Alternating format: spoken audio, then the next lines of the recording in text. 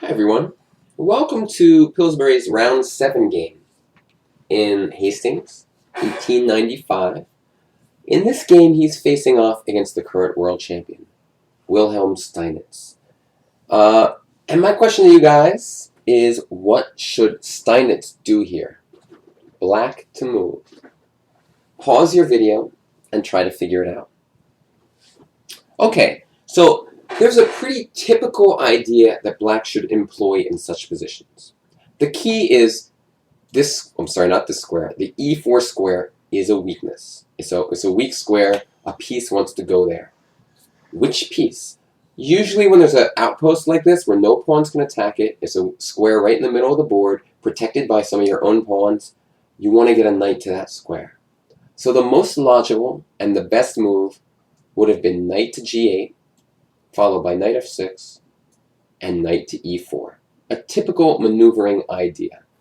In the game, black was not aware of that, went rook to d8, and this game was exceptionally complicated, and in the end, Pillsbury won the game. I'm not going to go over the full game because I felt like it was just kind of random, most of the moves. I will show one key point, though. There's one other thing that happened that was kind of interesting. Okay, so in this position, black plays the aggressive-looking move h5. That looks like a good move. h4 is coming to open up the king. And white goes h4. And all of a sudden, it turns out that h5 was not a good move. Pawn structure-wise, this pawn is now weak, and white has a very simple way to attack it by going bishop to e2. And now this pawn is permanently weak. So it was kind of it looked like a good, normal, aggressive move, h5, but in reality, it created a weakness, and there's no reason that Steinitz should have allowed this.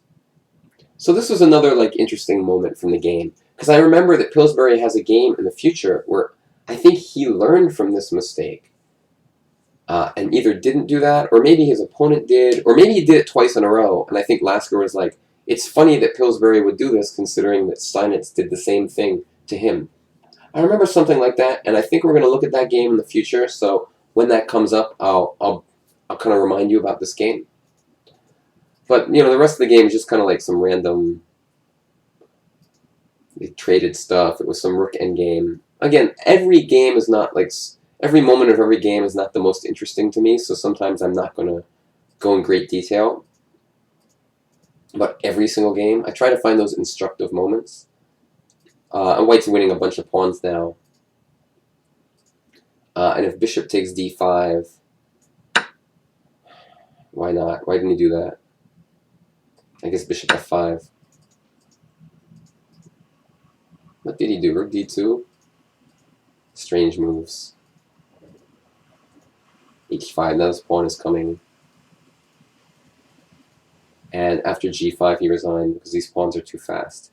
But the key things from this game, I think, are that little knight g8 to f6 maneuver. It's really practical and important because it comes up all the time in chess. It's a very common theme. You're going to see it over and over. The second one is to avoid making that pawn weakness with h5. That's another typical thing that could come up anytime in one of your chess games. So thanks for watching. Pillsbury did win this game against the world championship. Against the world champion. Previous world champion. I'm sorry. Steinitz is not the world champion at the time of this tournament. Lasker is. My bad. I got confused. But still, a very impressive victory. Steinitz was a legend in chess then, as he is now. Thanks for watching. Bye-bye.